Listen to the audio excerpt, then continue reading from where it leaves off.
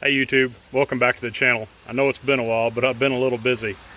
I'm getting ready to go to Kentucky for my first ever attempt at a velvet deer. Hopefully they're still hanging on to the fuzzy. But I'm out shooting my Elite Cure today. Love the bow. I've had it since February, I guess. Actually took it to Florida and killed my Osceola with it this year.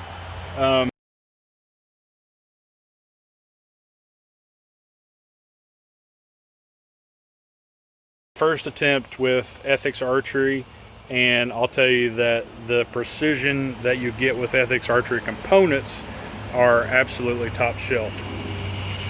I'm also going to be shooting Misaki broadheads. Now, for those who don't know, John Misaki, his dad, John Misaki Sr., was the inventor of Muzzy broadheads. And Misaki broadheads isn't owned by a corporation and isn't made overseas. So I'll be shooting Misaki broadheads this year. What I wanted to take the second to explain to everybody right now is because I know there's a lot of you out there who are shooting your broadheads for the first time this year and you've hit a wall, okay? Everything that you've done up until this point is amplified, either good or bad. Let me turn the camera around here and I'll explain what I'm talking about.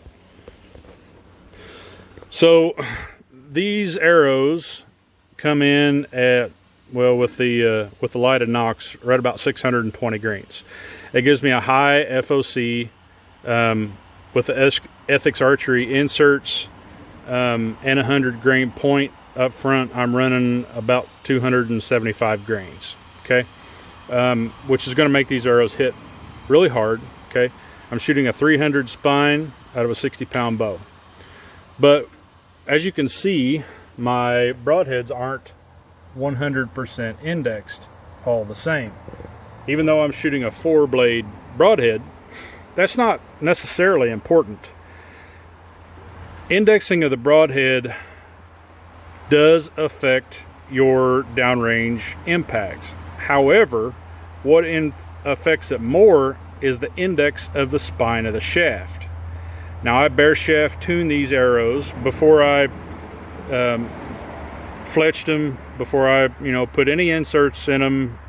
I made a test arrow and made sure that my dynamic spine was right. That was the exact grain weight that I wanted to go with, things of that nature. But I don't have a spine tester.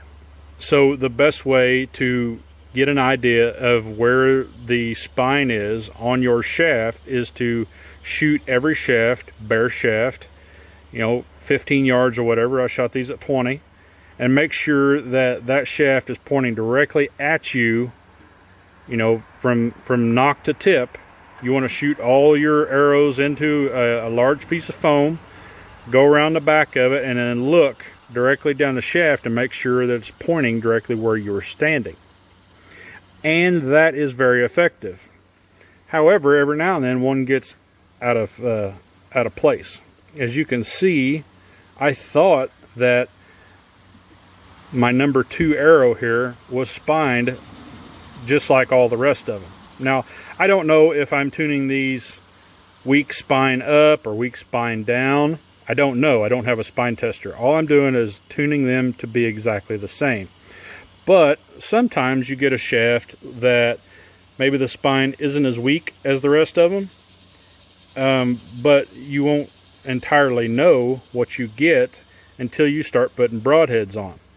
Once you put broadheads on, that vein on the front of the arrow, the slightest deflection when the arrow comes out of the bow, it takes that vein and it makes it a big rudder on top. Come to find out, this arrow, with my cock up, was shooting 8 inches to the right at 50 yards. All the rest of my arrows, all the ones that I've picked to hunt with, are shooting well. They're shooting together. They're shooting straight, except for this one. So what I did, I indexed the spine 120 degrees and changed my cock feather. I know it sucks that that I missed it, that I don't have a white one up here anymore, but that's okay. It's not that important. Just make sure that I mark the index on my nock, and all three of these arrows are shooting exactly the same at 50 yards, even though the broadheads aren't indexed the same.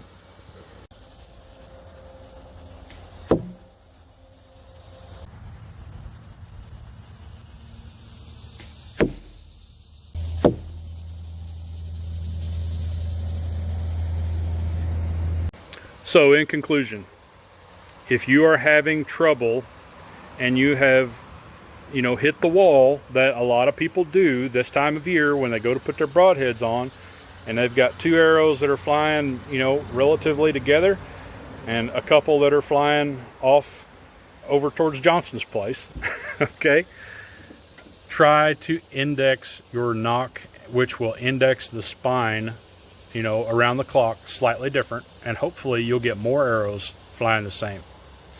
Guys, enjoy this 2020 bow season, and I hope everybody shoots the buck of a lifetime. Don't forget to subscribe, ring the bell, and we'll see you next time right here on the Outdoor Mentors.